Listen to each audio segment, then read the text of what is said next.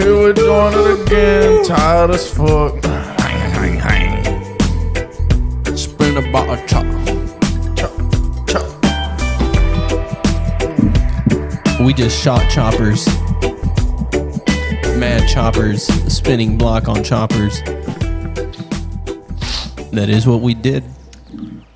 We went hang in an organized fashion. You aware of that? Mm-hmm. No, or are you not paying attention because both of you are on your fucking phones? No, I'm looking up my notes because I had a couple of things that I wanted to touch up on. Morbidity and humanity. If you were to raise a child, would you want them to experience, or not want, let's just try to understand the results of either side. So like if you had a child, if it was a red pill, blue pill situation, yeah, so what like would you want your child to have? If you had a child, or just what would be the result of that, you know? So like if you had a child that just morbidity, they just grew up on morbidity their whole life and experienced no humanity, and a child, you know, that's experienced nothing but humanity and no morbidity, and what would be the differences in who would reign, you know? And I think if you raise a kid with morbidity like that, just raising a kid in morbid situations like that, you just come up with boy soldiers. So you don't think that I think it'd be great if you're planning on taking over continents. I think if your name's Genghis Khan, it'd be great. Or Adolf, Yeah. allegedly. I think right now is probably because you know that saying how it good times create soft men create hard times create strong men, or however that shit goes, right? And I feel like we're in that soft man kind of stage. I'm always wondering about that. But I'm not too sure. And so I'm curious to know what cycle we're in. Yeah, and so I feel like maybe we should, because I think humanity is important, but I also think morbidity is important too. So I think showing your kid to how to appreciate life, but at the same time, showing them morbidity to protect life, I think is what comes with it.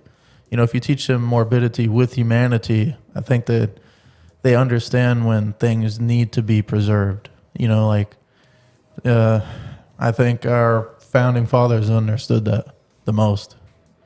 You know, they had that morbidity side that they were willing to go and clack off some fools, you know, fuck their property. Why do you think that a person that is humanitarian doesn't have the same ability? Well, that's the thing. Like, I don't know if it's all individualistic, because I don't think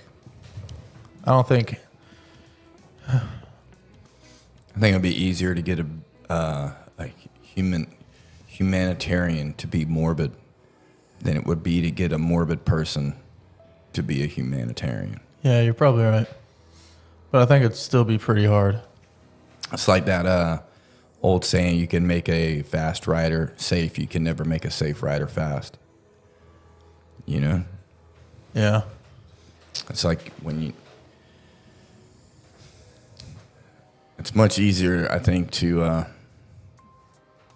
keep finding the limits than reining that thing in, you know? If a morbid person, I don't think you can ever get them. Well, I think you probably could maybe, but I don't think you can ever get them to appreciate humanity, because it's a long time ago.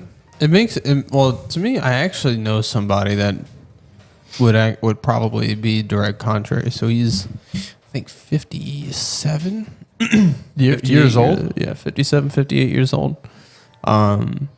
And he was able to enlist into the military whenever he was 15? No, 16? And then he turned 17 in the military. He grew up around like hunters and stuff like that. And his dad was a pretty violent, abusive person. Hang on, Shit like that. And You say he's 58? mhm. So that means he was born in the 60s. Yeah, roughly around there.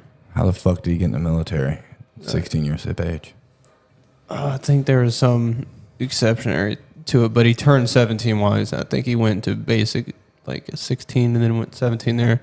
I don't know the full thing. I didn't ask much about it, but Unless you fake it, because I think even during World War II, you had to be 18. yeah, But if he was born in the 60s and Nam was over by the time he was 16. yeah. I don't know the entire. I think he was doing something else that was directly to. I think it was military school. So he was just transitioning into it because you can be 17 in the military. It's even to this day. It's just you just have to be signed off by your parents. But his entire life was that Paul guy I was telling you about he's done well 30 years plus in the military. That's just he retired out of it, stuff like that. I mean, he's seen dozens and dozens of deployments. He's grown up around that structured lifestyle and realistically in a world that, I mean, we probably wouldn't understand. We'd be able to come around to it, but that we can't currently comprehend just some of the nature, maybe some of the things that they did, at least especially 30-something years ago, how stuff like that was handled. You know, because we actually have these things called like rules of engagement now. You know, I think that. where I think Well, I 30 think years it's, ago, shit was a little But you questionable. still had Isn't him. that? Yeah, you still had them. It's called the It was a lot Geneva more Convention, dog. It's Yeah, a that real was- thing. Yeah, well, he finally got it signed about.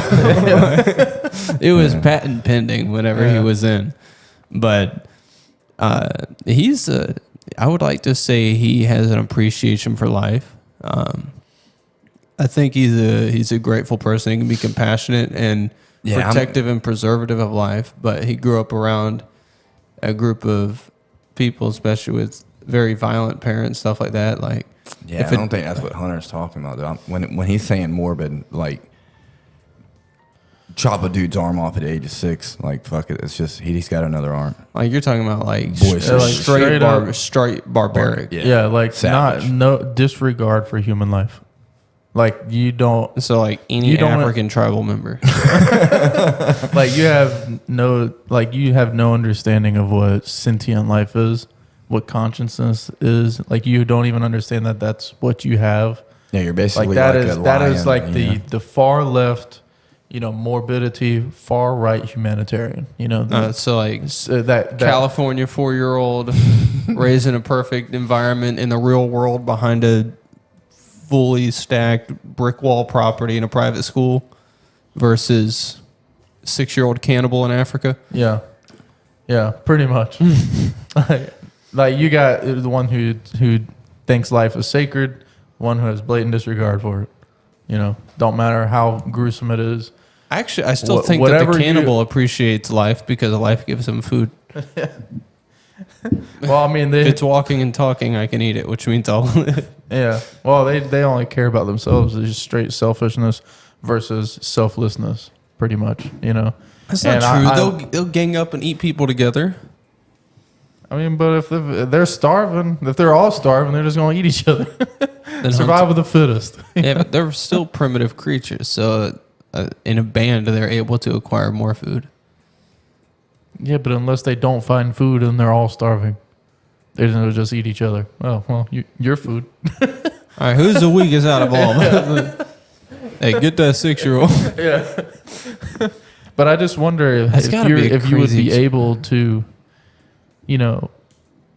should you start with morbidity and then teach them humanity? Or should you start I with feel like there has humanity to. and teach them morbidity? Is this just a pick one side? Don't try to be like there needs to 'cause- be both. Well, I think there needs to be both. Oh, I think there needs are we trying to be, argue that point, or are we trying to Well, pick so- a side and then justify So it? I'm not trying to pick a side, but I just want to understand if you had all for one, all on one, what is the result of that? Or all on the other, what's the result of that? And if one or the other is better, or both? And how would you navigate through that? Because I'm now like, because at first I was like, man, we just need to be fucking savages.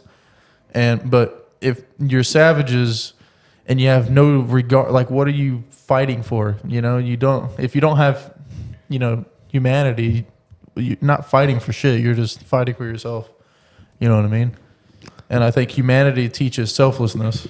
And I think that's important, but you also got to be a savage motherfucker if you want to, better the society. Yeah, but all your greatest savages, the George Washingtons, the whoever, I mean, these were godly men. You know what I mean?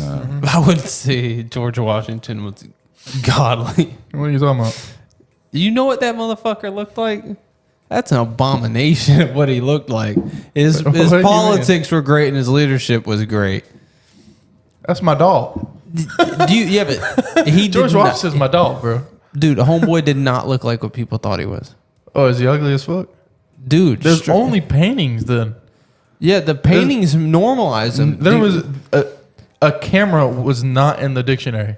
Bro, there was no such thing. It's all embellished. From the more historically accurate things of what I've heard, this guy is 6'4", which is like fucking. It's like an NBA Goliath back then. It's like an NBA player nowadays. Yeah. You know what I mean? Like you just see an NBA dude. It's like, hey, and he's doing this to get into a 7-foot fucking doorway. When he looks down at you. It's like, how tall are you? Oh, I'm the shortest one in my family. I'm 8'9". It's like, what fucking size glove do you wear? I don't know what car mats you got in your shit. But those apparently people, he had like, this dude was like, looked inbred as fuck. Apparently had donkey teeth, like a horse teeth. Was it horse I think teeth? that's people just trying to defend. I don't know. He did never have any kids though. Are you serious? Yeah, he doesn't have any kids. Yeah, buddy. I think you might want to. No, his siblings have kids. He was the only one. George was the only one that didn't have kids. He also he had a wife though, and he had adopted kids like from his wife. His wife had kids, and his dick ain't work. But he himself never had kids with his wife. But I think you got people that try to was turn the first millionaire. Yeah, was he? I believe he was the first millionaire. I don't know. Maybe the first millionaire president because he was the first president. Well, first millionaire in the U.S. There was a lot of maybe. I don't know because his family was big, Thomas Jefferson, big in the UK. Thomas Jefferson. I mean, a lot of these guys were millionaires. Well, like his whole family name. Well, like they had, at least to their standards, they had like 1,800 He was probably the only millionaire carrying a rifle, probably. Yeah, maybe. Yeah, because his family was. Isn't it crazy that they had their own nobility fucking and shit. They have their own crest. Yeah. They had the Washington was a noble crest. family. Yeah, like they had a bunch of property in the UK and stuff. You know that like. I think morbid people will fight because you told them to, and I think humanitarians will fight because of the necessity to. Yeah, I don't think you should, just because a guy is thinks highly upon people. Don't ever underestimate the ability for them to snatch your throat out of your neck. I know I don't. That's why I don't fuck with people, dude. I've seen too many fucking 80-pound kids be able to choke out grown men.